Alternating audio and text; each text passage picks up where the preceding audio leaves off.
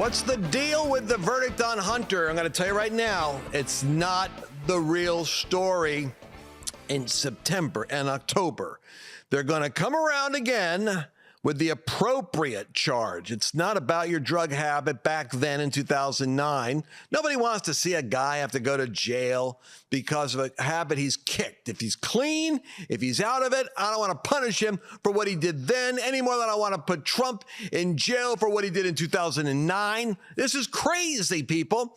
We've got real crimes we need to go after, like who's paying off the Bidens with $18 million worth of foreign unregistered influence. That's the case they're avoiding.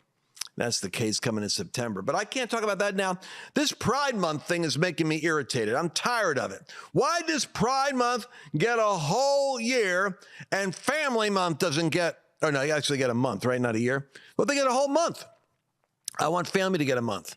I want men to get a month. I want heterosexuality to get a month. That's how you build, anyway, a population. I want American Pride Month. We're a grand old flag. Anyway, don't get me going. To tell you it's Father's Day is coming up on this Sunday, I want to ask you a question. Did you get your father the thing he really wants? You know what he wants? What I want, because I'm in the 60s. I'm in that 60-year-old age bracket where I like putting on my Mike Lindell slippers. First of all, these slippers, I even wear them out of the house. Yes, I do. I've gone down. I could be seen down there with Annabelle walking around, Sprites and walking around, or whatever what's the name of that place I go to? Central Market. With these here shoes on. Oh, I admit they look funny, but they're so comfortable. They got like this artificial rabbit fur interior, strong bottom. You could defend your life with these slippers. By the way, at the end of the day, you know what dads like to take? Patriotic naps. That's right. I put my head down on that. Like even in my office, I got a pillow under my head with the American flag. I put this under my head, and I'm dreaming dreams that are going to be patriotic dreams. Here's my point. You didn't get that for your dad for Father's Day, did you? But Mike Lindell is a founding father, and they're after him. They're trying to crush his business, and it makes me mad. Therefore, I want you to go to LanceWallnau.com. No, go to MyPillow.com and use promo code Lance. That's right. I do it different with Mike. MyPillow.com, promo code Lance. Get 30, 40, 50% off of these slippers. Every product I'm showing you, I use. They're tested by a dad. By the way, if you missed the opportunity of giving your dad what he really wants, those comfortable slippers with those pillows, do what Chelsea, our producer, told me that her mom does. They buy the product and print out the receipt. And you know what they do with the receipt? They stick it in an envelope and they present it to dad. They present it in the holidays and they say, look what I got you. It's coming any day. You could still do it. Go to mypillow.com, promo code Lance. Get your dad those slippers. Give him a pillow to take a nap. He'll be happy you thought of it. And print out the receipt and you'll get credit for the gift. Trust me, it'll work. Remember, mypillow.com, promo code Lance. And these products are approved by me because they've all been personally tested. Now let's get into the show. I want to talk to you about something which you very seldom hear. It's the spiritual warfare you hear talked about from even secular pundits. We'll use that language, spiritual warfare, but they're describing this kind of vague and hard to get handles on conflict of cultures and ideologies, et cetera, in an abstract sense. But I mean, it literally is a spiritual war. The forces of heaven and hell colliding over the destiny of nations. 50 countries this year are going to go to their elections. How sad that Christians have been seduced, drinking the Waco, Texas Kool-Aid of their own theologians who have convinced them that they shouldn't be involved with the affairs of this life, especially political things. It turns people off and mars the witness of the faith. Reality, human nature, despises God. It's only the strength of the church. It's as salt and light, speaking to the conscience and arousing the awareness and the sensibilities to the standard of God's eternal plumb line of righteousness and truth. That's what holds a society in check. When the church backs up, when I say church, I'm not talking about your local church only. I'm talking about the people of God. When God's people back up from being truth tellers more worried about being integrous in the sight of God than getting likes on Facebook or views on their broadcasts. When we care more about the wrong thing than the right thing, then we back up our witness and society loses its boundaries. And before you know it, things start to collapse, which in an ironic sense only fuels the escapist theology of going to heaven, a rapture, or the Antichrist is coming, the end times is here, there's nothing you could do. But it all comes back to don't get involved, just sit back and watch, which is the sin, I would say, of omission. The sin of not engaging. That's the danger. All right, people, what am I talking about? I'm talking about the spiritual warfare that's going on right now in the United States is to a great extent the result of a weak and anemic group of men in the church. Women are primarily the driving force of church in America, whether you know that or not. You go to the average church and you're going to see 65% or 70% of the attendance is female. And it has an effect on worship. Worship becomes more effeminate, more feeling-centered, more mystical, more romantic focus. So we go from a mighty fortress is our God to meeting Jesus with a sloppy wet kiss. That's literally the lyrics of one of the most popular songs of the last 10 years. So what I'm suggesting to you is that we need a more masculine theology to deal with the spiritual warfare of the hour. And for that reason, we come to Pride Month. I believe that the whole homosexual celebration is in fact a spiritual manifestation of the spirit realm led by a high-level principality called Jezebel. Jezebel was around in Bible times as a seducing spirit that basically had a whole lot of eunuchs serving her. Why eunuchs? Well, because the priesthood cult that followed her would emasculate themselves. They would cut off their genitals, kind of like the modern transgender movement. And they would make themselves eunuchs in order to more faithfully serve the false prophetic movement that they had under Jezebel with the prophets of Baal. So it's kind of a weird era of time, but we know the time period because Jezebel's name shows up and Elijah's name shows up. Suddenly out of the wilderness, like a movie, like a Clint Eastwood Western. Out of the wilderness rides a lone prophet. He comes walking in with a camel's hair, and there's no lead up to him. He just pops up out of nowhere, just shows up. He's a prophet of God's word. He hears God speak in his ear. He says what God says, and it has the authoritative utterance of a Kalashnikov going off on a battlefield. He just bam, bam, bam, bam, bam. He says what he hears, and what he says sticks because he's God's oracle, declaring what God says. And so he declares there's going to be no rain except by my word, and the heavens dried up for 3.5 years or something. Then by my word, the rain will come. God sends Elijah for a showdown with Jezebel. And he says, bring all of Israel to the valley of Jezreel. And they go there, and it's a famine.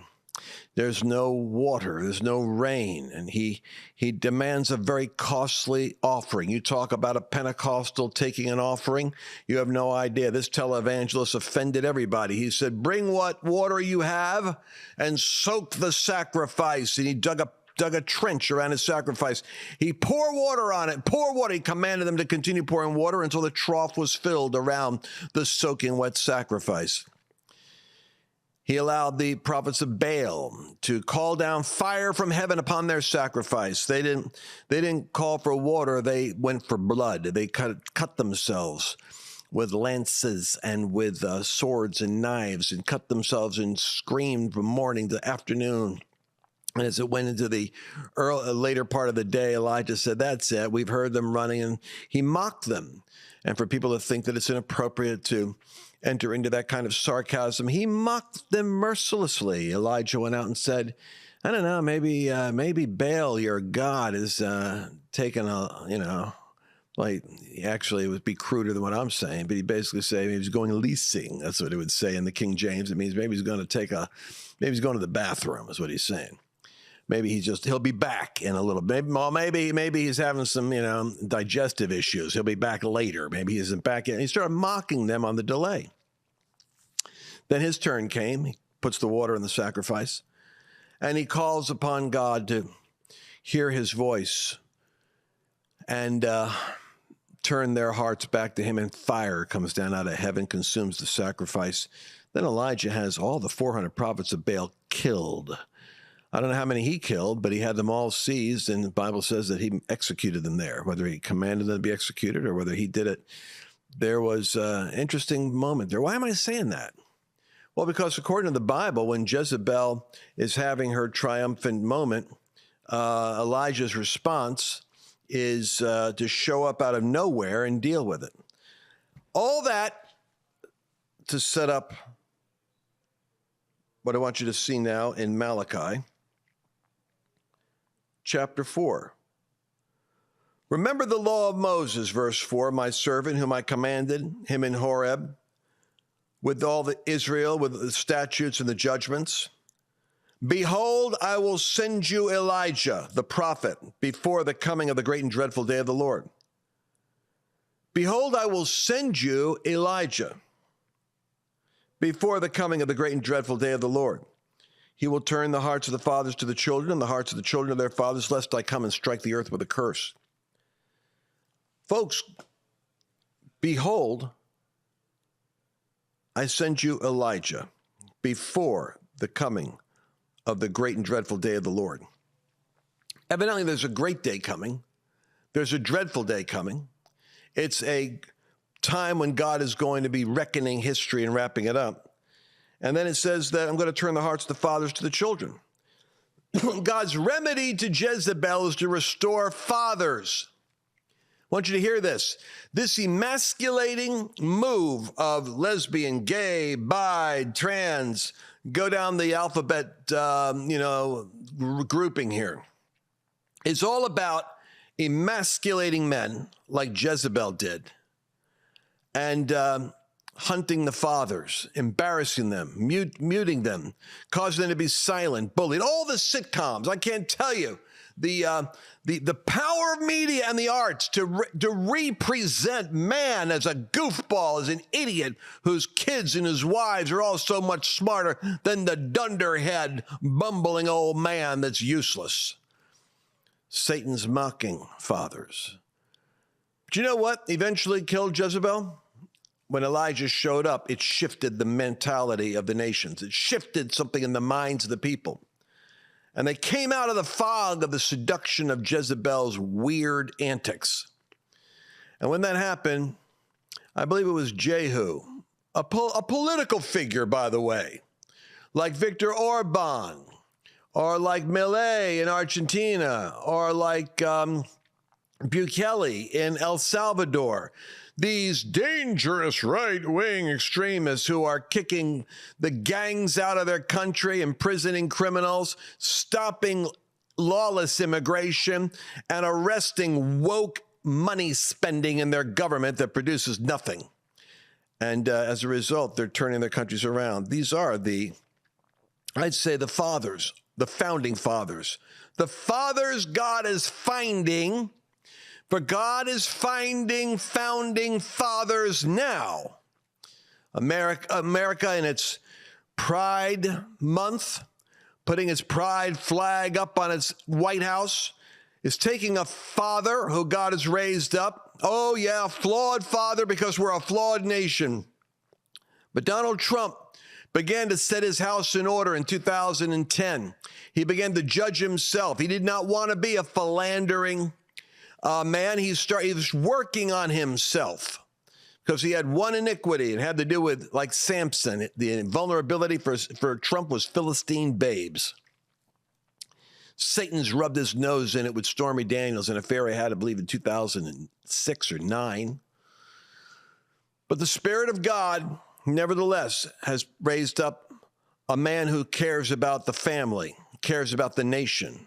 A flawed founder like a flawed prophet like Samson, but nevertheless God's flawed father for a flawed nation. And they're trying to lock him up. Well, I'll tell you something. The spirit of Elijah is coming back with strength upon men. And God is raising up the hearts of fathers to turn them to the children, to turn them to the offspring, to raise them up to deal with the enemy.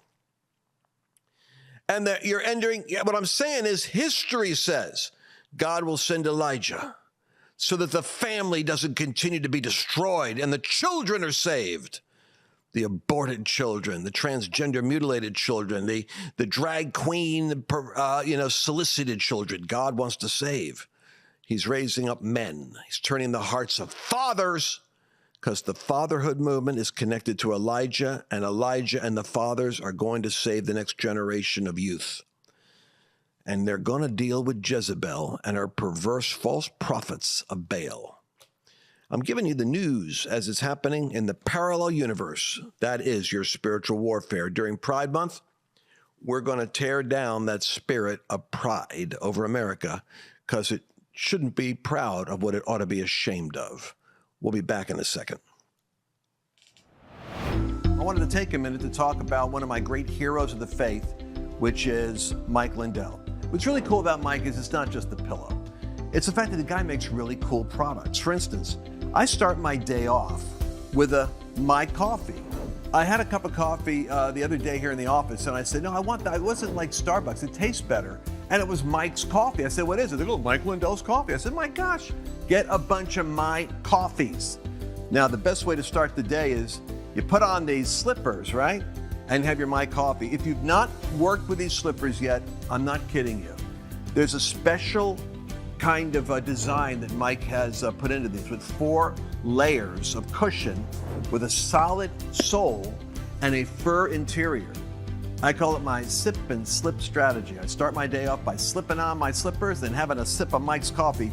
But you know what else I'm curious about now? Because I've got to check out the 2.0 pillow. The 2.0 pillow actually is designed so that it distributes the heat of your own head, your face. You know, you're lying there, and it makes it so the pillow's always cool. Now, I like that because I wake up in the middle of the night and have to flip over my pillow because it gets hot. Mike's solved that problem. I want you to go to mypillow.com, promo code Lance, because you can get a discount that I've set up for the pillows, for the coffee, and for the slippers. And do it today. You'll be happy. So let's take a look at some incendiary thoughts right now. I want to show you a picture of, you've seen Eric Trump, you've seen Donnie Jr., you've seen Ivanka. Sharp kids, real sharp.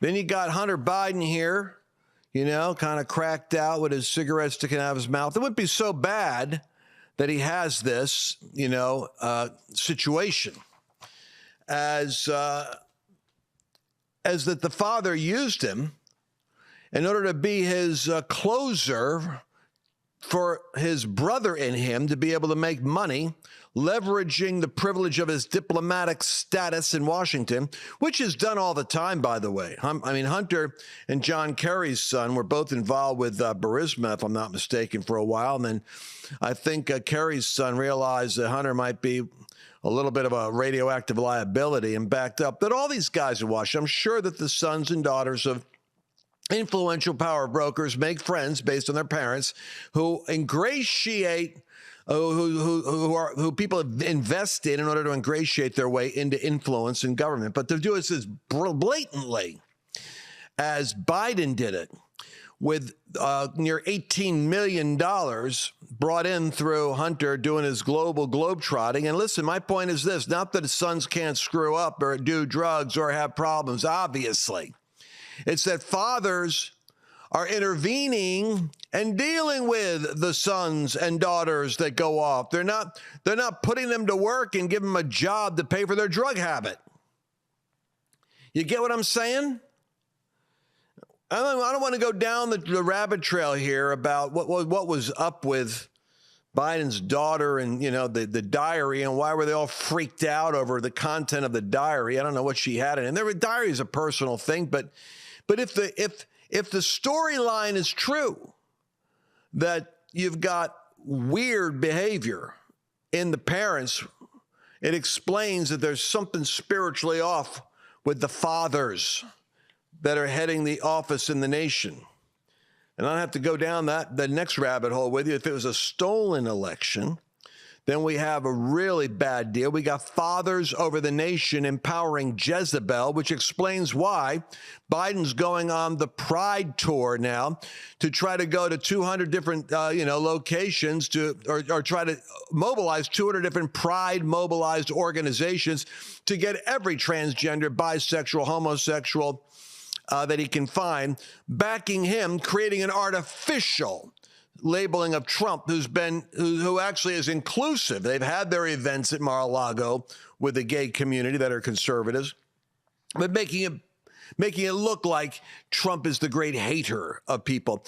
And this is the sick fathers, the failed fathers. The Biden represents the Baal fatherhood that is trying to partner with Jezebel to bring the nation into a famine of freedom, which will result in a famine of provision. You're going to start to see America's finances dry up like the Brook Cherith in terms of its purchasing power. I don't want to see that happen. And so I think we ought to pay attention to restoring fathers and restoring masculinity in men, that men are men and women are women. And let's not confuse the two. We got too many beta men in ministry as it is. But let's go ahead and listen to another father here, a courageous intellectual, Jordan Peterson, who has a problem with the LGBTQ community, and he explains it. Go ahead, Jordan. There's a famous conservative thinker, Chesterton, and Chesterton has a concept, the fence, and Chesterton's fence is based on the observation that if you're walking somewhere you don't understand and you come across a fence, you should probably not tear it down because you don't know what it keeps in or out. And the Pride movement has torn down a lot of fences, and maybe some of those fences needed to go, but all of them didn't need to go. And there's plenty of monsters coming out to play now. And I would say that's especially true on the transgender affirming side. And that's why we're seeing this butchery in the medical community, abetted by idiot allies and driven by greed. And those aren't the worst monsters that exist. And so if you tear down enough fences, you're going to find out what they're for. Now, I read recently, like this week, that support for gay marriage is plummeting. Right. It's like, well, keep pushing. You're going to lose everything you've gained. And I'm not celebrating that at all. That's not the point at all. But like, I'm just done with it. I don't like the flag. I think it's a piece of idiocy. I don't understand why it changes every bloody week. I don't know who makes those decisions. I don't like the acronym and all the mystery surrounding it. I don't like the fact that the LGBT agenda, whatever that is, increasingly dominates the school system. I don't like the fact that it's targeted at young people. And I think the surgery, the gender-affirming care movement, I think it is Nazi Auschwitz level awful. That it should not only stop, and now, as they've decided to do in the UK and in most places in Europe, but I think all the people that were involved in the surgical transition of minors should be imprisoned. So there's a lot of house cleaning to do on the Pride side of things. Wow, you thought I was incendiary. I'm just doing Bible stories. Jordan, those are the voices of fathers that are speaking. And I did say, with only 5 minutes remaining in this segment, I have to cover this. I did say that I was going to give you my analysis of what's going on with the Hunter trial. Yeah, he's found guilty. And this is going to bother some of you. If Hunter is clean, which I'm not sure, we did have 2 packets of cocaine found around the time that Hunter's visiting dad in the White House. And it might not have been him. It might have been some of his entourage. But somebody in the Baal party over there is coked up. And that still doesn't cover the fact that there was that incident in the Senate conference room, one of the key conference room they have there, where you had a gay guy who was recording on social media, a gay liaison, sexual encounter there, whatever they were doing in the Senate chamber. And he was like dismissed from the staff. You got some weird juju going on up there, people. Anyway, I'm kind of like this. If the kid, if Hunter has gotten off of his drugs and cleaned up his act and is, by the grace of God, trying to do better, I'm all for him not, this is me. I know that the penalty for lying in 2018 about the gun while he had drugs, 93% of them have to serve a certain number of months in prison. I get that. But you know what? It's just like the Trump trial of I gotcha in New York with Trump. What the left wants to do is say, see, you see, if Hunter, the law in America is in two-tier. Oh, yes, it is. It's two-tier because the case wasn't the gun in 2018 with a crackhead. If the guy cleaned up his act, God bless him. Stay away from the drugs, and you don't have a right to handle a gun until you're proven you're clean. The problem is $18 million of deal flow that was on that computer that was part of the evidence. Since the evidence is good enough to prove that you're a convicted felon in terms of guns and drugs, I want to see how the family, how your uncle, how Biden's brother and him made money off of China and off of Russia and off of other countries. I want to see how the cash flow works. Ukraine, that's what I was thinking of. I want to know where the money is hidden, and how do you account for this on a government salary? Your millions of dollars of profits. You understand what I'm talking about? What they did was they prosecuted the kind of like the misdemeanor or the crime that is the easiest to convict and the most sympathetic to defend. And they diverted you like the great magician from the real crime, which is moving the money laundering government compromise scheme up to September so they could kick the can down the road past the election. All right, Vivek, I love this guy. Summarize for the people what I'm trying to say. So Hunter Biden was convicted. Big freaking deal. This trial was a sham. Just like the Trump trial, it was a sham, but a sham for a different reason. It's a sham designed to legitimize the Trump conviction. That's why it came right after, even for charges that date way far back. But it also avoids accountability for the Biden crime family on the actual things that Hunter Biden should have been charged for. Like, for example, peddling foreign influence while his actual father, Joe Biden, was the vice president of the United States. Hunter had no business serving on the board of a Ukrainian energy company, a state-affiliated energy company that's affiliated with the same country, Ukraine, that his father, now as the U.S. president, is sending hundreds of billions of dollars of your taxpayer money to. That's where the real crimes lie. So this deflects accountability for the actual investigations that are more close to implicating Joe Biden, while coming in convenient timing right after the sham Trump conviction in the veil of bipartisanship. Don't buy it. I said this before, I'll say it again. This is a smoke screen, and the reality is you got to cut through it to get to the essence of what's happening in this country. It's a smoke screen. How many people are going to be able to get through the smoke? Because you see, Jezebel is a spirit. These are principalities, man. This is the real deal. I'm a sane guy. I got my master's in theology with an analysis of events like this. How is culture shaped? What's the intersection of high places, gates of influence, mountains or spheres of influence in the shaping of national cultures? What's the role of religion and how does it influence that process? And how does the biblical framework of principalities and powers up against the cosmic battle of angels, how does that interface with the flow of history and the flow of social transformation or cultural formation? I'm telling you, I study this stuff. You're dealing with spirits that control media, that are different than the spirits that are working in race wars and different than the spirits that are working in the corruption of government, different than the spirits that are working in sexual perversion.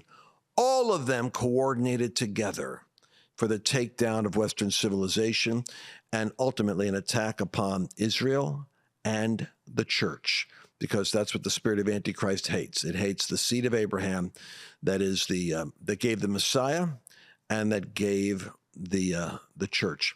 So I'm going to stop there. I'm 29 seconds overdue. That means my editing team's going to have to figure out what to do with every syllable that I utter.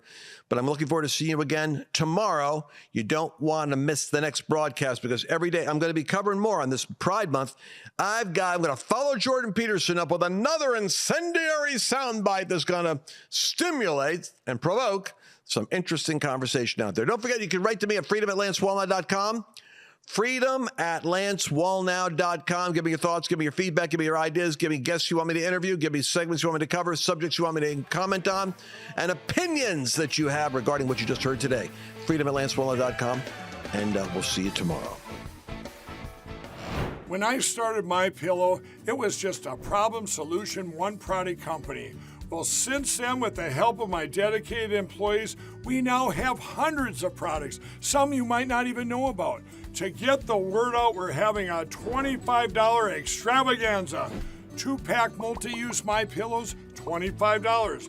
MyPillow sandals, $25. And for the first time ever, our 6-pack towel sets, you guessed it, just $25.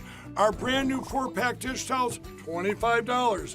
And I've never done this before. Premium MyPillows with all new Giza fabric, any size, any loft level, even king size for only $25. And there's so much more. So go to MyPillow.com or call the number on your screen. Use your promo code for our $25 extravaganza. Order $75 and over. Your entire order ships absolutely free. Go to MyPillow.com and use promo code Lance to save big on all of Mike's best products. That's promo code Lance. Did you enjoy this latest episode? Please remember to share it with your friends, because the more knowledge you have, the better equipped you are to navigate the world.